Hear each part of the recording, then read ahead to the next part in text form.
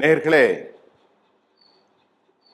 America இந்தியாவை மிரட்டுகிறது அப்படிங்கிறது இப்ப தற்போது பெரிய பிரச்சனையா இருக்கு. இந்தியாவுடைய மிரட்டலை ஏன் அமெரிக்கா செய்கிறது அப்படிங்கிறத பத்தி விவாதங்களும் நடந்து கொண்டிருக்கிறது. இந்த விவாதத்துல மிக முக்கியமாக இந்தியா 25% வரி விதிப்பை அமெரிக்காவிடத்திலிருந்து எதிர்கொள்கிறது. நேட்டோ நாடுகள், யூரோப்பிய நாடுகளும் அமெரிக்காவும் இணைந்து கொலைகார, அவர்கள் சொல்வது அதுதான், உக்ரைனில் கொலை செய்கிற ரஷ்யாவின் பலத்தை வலுப்படுத்துவதற்கு இந்தியா ஆயில் வாங்குவதை நிறுத்தணும் என்று அழுத்தம் கொடுக்கிறது. இதுதான் மிக முக்கியம். ஆயில மட்டும் இல்லைங்க, ரஷ்யாட்ட இருந்து இராணுவ தளவாடங்களை வாங்கி அவர்களுடைய பொருளாதாரத்தை வலிமைப்படுத்திவிடக் கூடாது என்பதிலும் அமெரிக்கா என்ன சொல்றது, ஒரு டிக்டேட்டர்ஷிப் மூமெண்ட்டை இந்தியா மேல வைக்கிறது. அமெரிக்காவில் ஈரான ஒண்ணுமே செய்ய முடியல. அமெரிக்காவால ஒரு போராளி குழுக்களான ஹமாஸை வெல்ல முடியவில்லை. இப்ப இந்தியாவுக்கும் அமெரிக்காவுக்கும் இடையே நடக்கும் இந்த மோதலை குறித்து ஒரு பக்கம் வச்சிருவோம். அதுக்கு முன்னாடி இந்தியாவுக்கும் ரஷ்யாவுக்கும் அல்ல, இந்தியாவுக்கும் சோவியத் ரஷ்யாவுக்கும் உள்ள உறவுகளை நாம் பார்த்துட்டோம்னா இந்தியாவுக்கும் ரஷ்யாவுக்கும் உள்ள உறவுகளை நாம் பார்த்து விடலாம். கொஞ்சம் குழப்பமா இருக்கும். ரஷ்யானாலே ஒன்று தானே, எதுனா சோவியத் ரஷ்யா. ஏன்னா 1991களுக்கு முன்பு கார்பச்சேவுடைய அரசு நிலை பெறுவதற்கு முன்பு குருஷேவுடைய இந்திய நட்பையும் நாம் இந்த வரலாற்று விவகாரத்தில் பேசுவதற்கு, உங்களுக்கு செய்திகளை சொல்வதற்கு கடமைப்பட்டிருக்கிறேன். 1947 நாம் சுதந்திரம் அடைவதற்கு முன்பே இந்தியாவினுடைய சிற்பி பண்டித ஜவஹர்லால் நேரு அவர்கள் ஏப்ரல் 13 இந்திய சுதந்திரம் பெறுவதற்கு முன்பே அவர்கள் சோவியத் யூனியனோடு ஒரு நல்ல உறவை பேணினார்.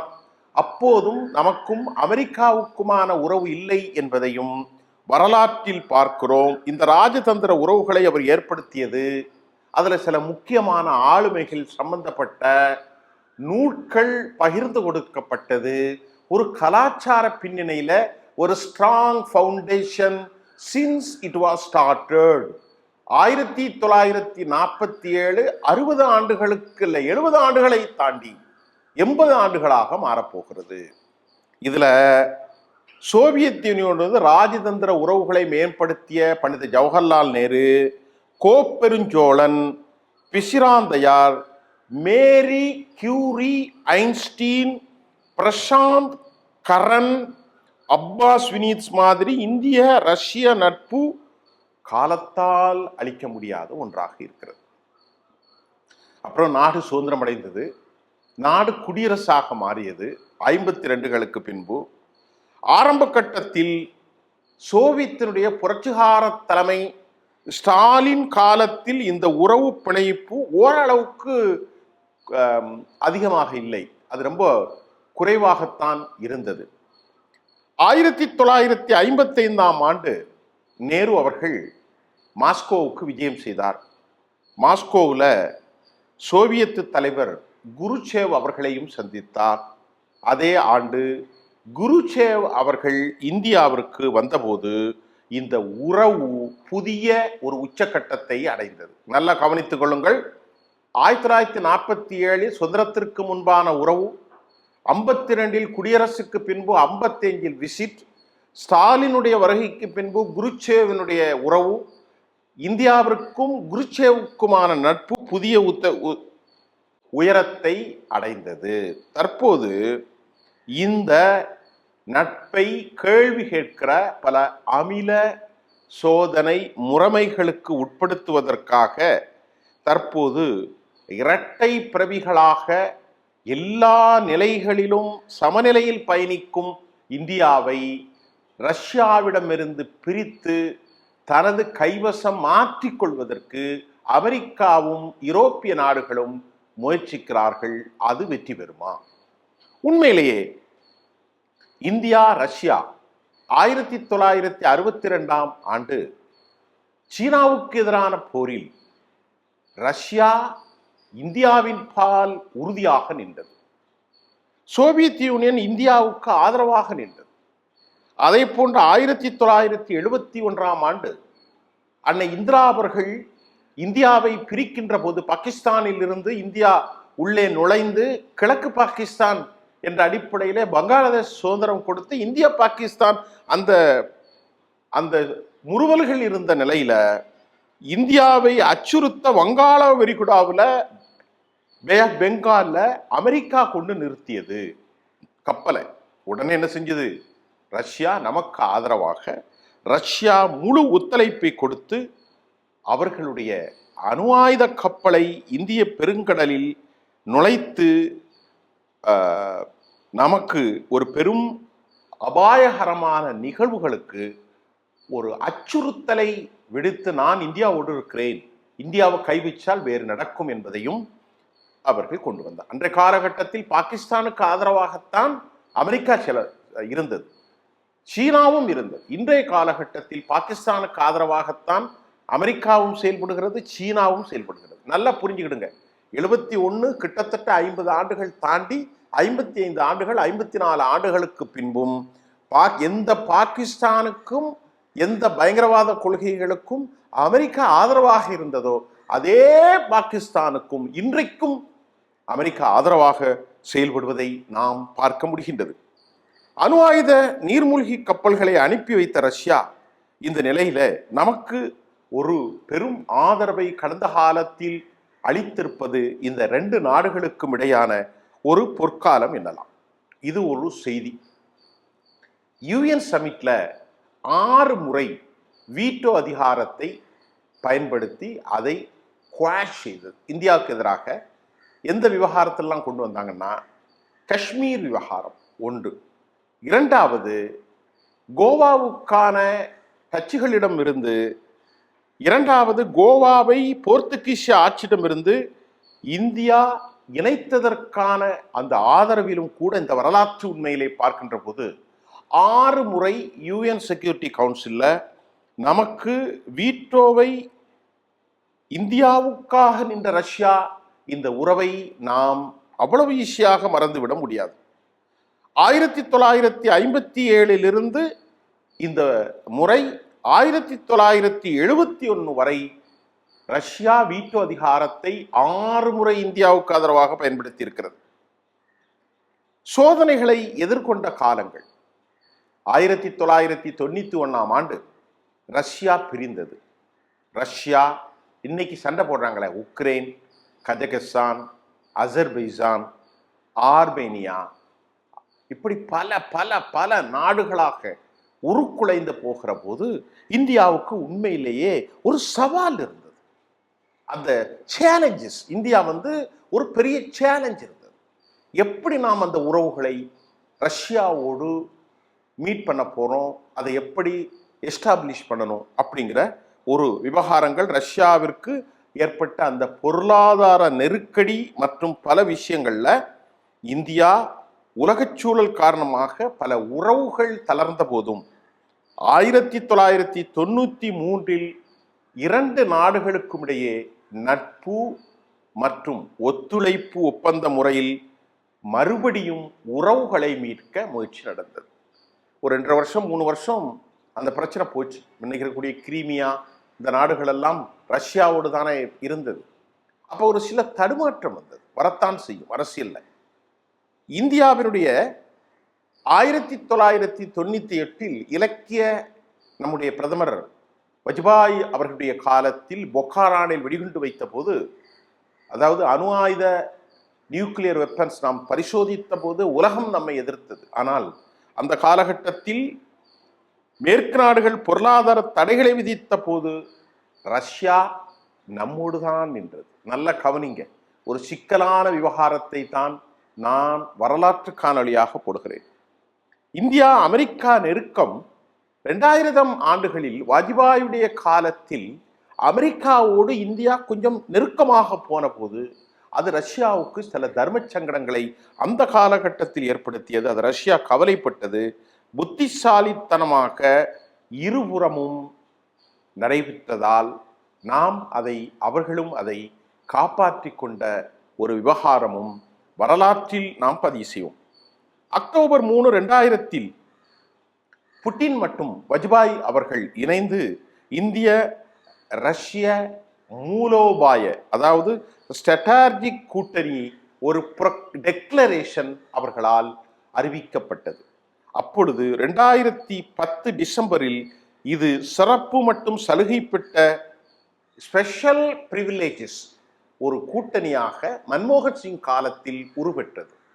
2004 UPA 1, UPA 2. இப்படி பல முறை இந்தியாவினுடைய கூட்டமைப்புகளும் ரஷ்யாவும் ஒருங்கிணைந்திருக்கிறது. வீட்டோ அதிகாரம், அணு ஆயுத கப்பல்களை கொண்டு அனுப்பியது, சீனாவோடு 61 போர், பங்களாதேஷ் பிரிக்கின்ற போது அமெரிக்க கப்பலை கொண்டு வந்தது, இப்படி பல நிலைகளில் இப்போது இந்தியாவுக்கு ஏற்பட்டிருக்கக்கூடிய விவகாரத்தில் தாண்டி நமக்கு இப்போ பாதுகாப்பு உபகரணங்கள்ல 50 விழுக்காடு நாம் பர்ச்சேஸ் பண்ணுவது யார்கிட்ட ரஷ்யாவிடம் தான். இப்போ சமீபத்தில் S-400 ஏர் டிஃபென்ஸ் சிஸ்டத்தை நம்ம வாங்கியிருக்கிறோம். பாகிஸ்தானுடைய போரில் இந்த S-400 நமக்கு ரொம்பவே உதவியது என்பதையும் நான் இங்கே உங்களுக்கு சொல்லிக்கொள்ள கடமைப்பட்டிருக்கிறேன். அதே மாதிரி சுகா விமானங்கள், பிரமோஸ் ஏவுகணை உற்பத்தியில் the collaboration in between Russia, India, நம்ம நாடுகளுக்கிடையே தான் இந்த பிரமோஸ் ஒப்புகணை. அணுசக்தி ஒத்துழைப்பில் நல்ல பணிகளுக்காக கூடங்குளம் அணு உலை மின் நிலையம், அது அல்லாமல் தமிழ்நாட்டில் இன்னும் 6 அணு மின் நிலையத்துகளை கூட்டாக 2024 புதிய ஒப்பந்தத்தையும் ரஷ்யா கையெழுத்திட்டு இருக்கிறது. நல்லா கவனிங்க. அதே மாதிரி ராகேஷ் சர்மான்ற ஒரு வீரர் முதலாக இந்தியா சார்பிலே வானத்திற்கு சென்று விண்வெளி பயணத்தின் அந்த டெக்னாலஜியை கொடுத்ததும் அவர் தான். இன்னைக்கு இஸ்ரோவில் நாம் இந்த அளவிற்கு வளர்த்திருக்கிறோம். இன்றைக்கு இந்தியா ஒரு சில சவால்களை சந்தித்திருப்பதன் காரணம், இந்தியா உக்ரைன் போரில் ரஷ்யாவுக்கு ஆதரவாக இல்லை. ரஷ்யாவுக்கும் உக்ரைன் போருக்கும் ஆதரவாக இந்தியா இருக்க வேண்டும் அல்ல.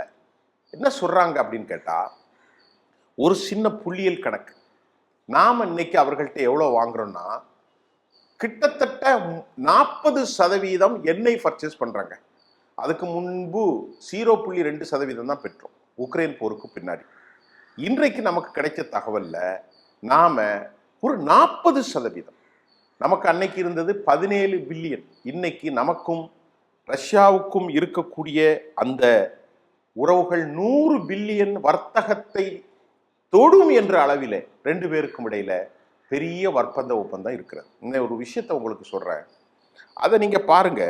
இப்படி 77 ஆண்டுகளாக பல்வேறு சோதனைகளை எதிர்கொண்டு வெற்றிகரமாக நீடித்திருக்கும் இந்த நட்பை நாங்கள் ஒருபோதும் விடப் போவதில்லை என்று அமெரிக்காவுக்கு கன்வே ஒரு ஸ்பெஷல் மெசேஜ் ஃப்ரம் இந்தியா, இந்தியாவிலிருந்து ஒரு பெரிய ஒரு பிக் ஹிண்ட்னு சொல்லலாம், மெசேஜை சொல்லிட்டாங்க. யாரு? வெளிவிவகாரத்துறை. இந்த வலுவான நட்பை யாராலும் அசைக்க முடியாது. தற்போதைய நிலைப்பாடு இப்பொழுது தெளிவாகி இருக்கிறது. இதை பிரகடனப்படுத்திய ரஷ்யாவோ அமெரிக்காவோ என்றால் என் நண்பன் ரஷ்யா என்பதுதான் இந்தியாவுடைய செய்தியாக இருக்கிறது. என்ன நாம இப்ப சொல்ல போறது, இப்ப இவங்க நமக்கு இவ்வளவு அழுத்தத்தை கொடுத்து மிரட்டி இந்தியாவை செத்த பொருளாதாரம், டெட் எக்கனாமி என்று அவர்கள் சொல்லக்கூடிய அளவிற்கு, கேவலப்படுத்தக்கூடிய அளவிற்கு புத்தி சுவாதீனமான ஒரு சூப்பர் பவர் தலைவராக டொனால்ட் ட்ரம்ப் மாறி இருக்கிறார். 2024 நம்மகிட்ட இருக்கிற செய்தியை நீங்க பாருங்க. 17 பில்லியன் யூரோ மதிப்பிலான ஒரு சர்வீஸ் ஓரியன்ட் வர்த்தகத்தை யூரோப்பிய யூனியன் செய்தது. அது எத்தனை பில்லியன்? 17.2. 2024 67.5 பில்லியனுக்கு ஒட்டுமொத்த யூரோப்பிய யூனியன் ரஷ்யாவோடு வர்த்தகம் பண்ணியிருக்கிறாங்க. 24ல் 23, அப்போ கிட்டத்தட்ட 67, 77, 87, கிட்டத்தட்ட 80 பில்லியனுக்கு மேல இந்தியா ரஷ்யாவோடு செஞ்ச வர்த்தகங்களை அதிகப்படுத்துற அளவுக்கு யூரோப் யூனியன் இந்த வர்த்தகத்தை செய்திருக்கிறது. தற்போது அது சமநிலையில் இல்லை, போருக்கு பின்பு குறைந்திருக்கிறது. யூரோப்பா ரஷ்யா வர்த்தகத்தில் எரிசக்தி மட்டுமல்லங்க, உரம், அது மட்டுமல்லங்க, சுரங்கப் பொருள்கள், ரசாயனங்கள், இரும்பு, கெமிக்கல் எல்லாமே யூரோப் யூனியன் ரஷ்யாட்டேருந்து வாங்கியிருக்கிறாங்க. சரிங்க, யூரோப் யூனியன் மட்டும்தான் வாங்கியிருக்கிறாங்களா? அமெரிக்கா இப்பொழுது என்ன வாங்கி கொண்டிருக்கிறது, வாங்கியது என்றால் அமெரிக்காவுடைய முக்கியமாக அதன் அணுசக்தி அட்டோமிக் தொழிலுக்கு மிக முக்கியமாக இருக்கக்கூடிய அந்த யுரேனியத்தினுடைய ஹெக்ஸாஃப்ளூரைடு, அதனுடைய மின்சார உற்பத்தி தொழிலுக்கு பலேடியம், அது மட்டுமல்ல உரங்கள், ஃபெர்டிலைசர், கெமிக்கல்ஸ் ஆகியவற்றை ரஷ்யாவிலிருந்து தான் தொடர்ந்து இறக்குமதி செய்கின்றது. யாரு?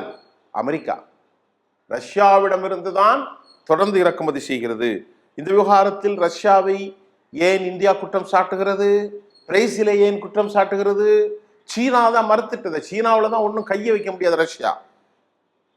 அடுத்து 6 கம்பெனிகளை இழுத்து மூடியிருக்காங்க. நான் ஏற்கனவே பதிவு செஞ்சிருக்கிறேன், ஈரான்கிட்ட கொஞ்சம் பொருள் வாங்கினதாக. இதெல்லாம் வன்மத்தை அவர்கள் இந்தியாவின் மீது சொல்வதுதான் செத்த பொருளாதாரம் என்று சொல்வதும், இந்தியா அதற்கு உறுதியான நடவடிக்கைகளையும் வெளிப்பாட்டான ஒரு சமநிலை ஸ்ட்ராங் மெசேஜை சொல்லியிருக்கிறாங்க. ரஷ்யா உக்ரைன் இடையே 3.5 ஆண்டுகளாக நடந்து வருகிற இந்த போரில் இதில் ஐரோப்பிய நாடுகள் முழுமையாக இந்த இறக்குமதியை நிறுத்தின பிறகு இந்தியா 40% நாம் இப்போ செய்வது தான் ட்ரம்புடைய இந்த எரிச்சலுக்கு மூல காரணமாக இருக்கு. இந்த மூல காரணமாக ஐரோப்பிய ஒன்றியம், அமெரிக்கா இந்தியாவை மிரட்டுகிறது, அழுத்தம் கொடுக்கின்றது. சொல்ல முடியாத நாகரிகமற்ற வார்த்தைகளால் இந்தியாவை அர்ச்சனை செய்கின்றார்கள். அவர்கள் ஈரானிடத்திலும் இந்தியா ஆயில் வாங்கக்கூடாது, ரஷ்யாவிடத்திலும் வாங்கக்கூடாது. ஈரானிடத்தில் இன்றைக்கு மூலப்பொருட்களை கொடுப்பது சீனா, மிசைல்களை கொடுப்பது சீனா, ட்ரோன்களை கொடுப்பது சீனா, CJ-10C ஏர்கிராப்ட்ஸை கொடுப்பது சீனா, C-35 கொடுப்பது சீனா. சீனாவை என்ன செய்ய முடியும்? இந்தியாவையும் அப்படி செய்ய முடியாத ஒரு நிலைக்கு உருவாகக்கூடிய குளோபல் ஒரு பாலிசியை இந்தியாவினுடைய பிரதமர் அவர்களும் இந்தியாவினுடைய இராணுவ கட்டமைப்புகளும் நாம் செய்ய வேண்டும். இதன் மூலமாக இப்போ நமக்கு அமெரிக்கா கொடுத்திருக்கக்கூடிய, யூரோப் யூனியன் கொடுத்திருக்கக்கூடிய விவகாரம் என்னன்னா, ரஷ்யாவிலிருந்து 4 கப்பல்களில் ஆயில் வந்தது ரிஃபைன் பண்ணுறதுக்கு. இந்த ஆயிலை குஜராத்தில் இருக்கக்கூடிய நயாரா, இது ஒரு கூட்டு ரிஃபைன் சென்டர், இது ரஷ்யாவும் இந்தியாவும் சேர்ந்து செய்கின்ற இந்த நயாரா, இதுக்கு தடை பண்ணிட்டாங்க. இப்போ என்ன பண்ணுறாங்க? ரஷ்யாவிலிருந்து வந்த அந்த ஆயிலை $60 கீழ் வாங்குற அந்த ஆயிலை நாம் முந்த்ரா துறைமுகத்துக்கு அனுப்புகிறோம். இதில் ரிஃபைன் செஞ்சு தான் நாம் எக்ஸ்போர்ட் பண்ணுறோம். அதில் பெரும்பாலும் எங்கே போகிறது என்றால் யூரோப்பிய யூனியனுக்கு தான் போகுது. இதில் ரொம்ப கேலி கூத்து என்னன்னா, ரஷ்யா நேரடியாக ரஷ்யாட்டேருந்து வாங்க மாட்டாங்க. ரஷ்யா எண்ணெய் இந்தியாவுக்கு வந்து நயாரா மூலமாக அது சுத்திகரிப்பு செய்து எக்ஸ்போர்ட் ஆகிறது.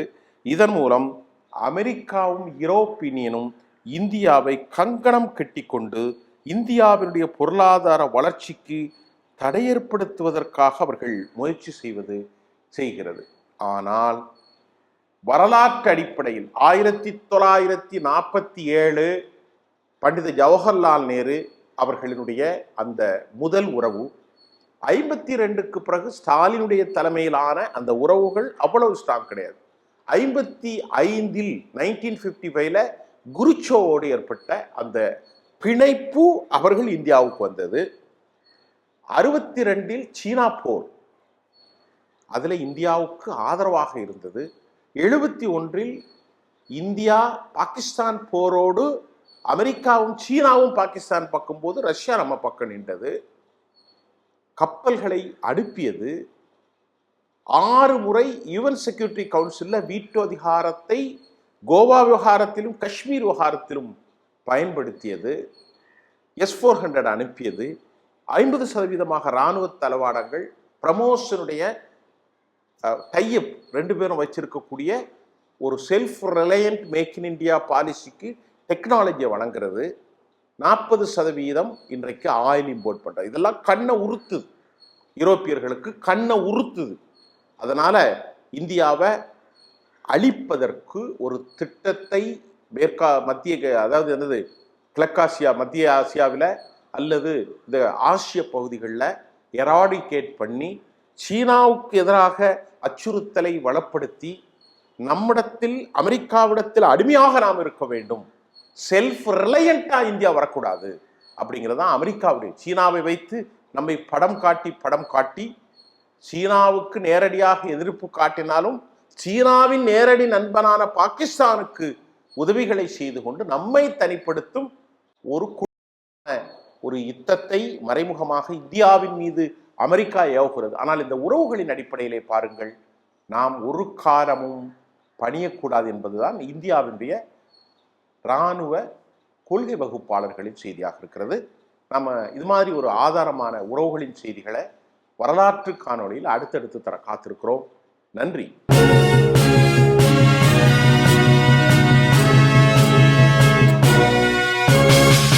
உடனுக்குடன் அப்டேட் தெரிந்து கொள்ள ஜெம் டிவி தமிழ் ஆப்பை இன்ஸ்டால் செய்யவும்.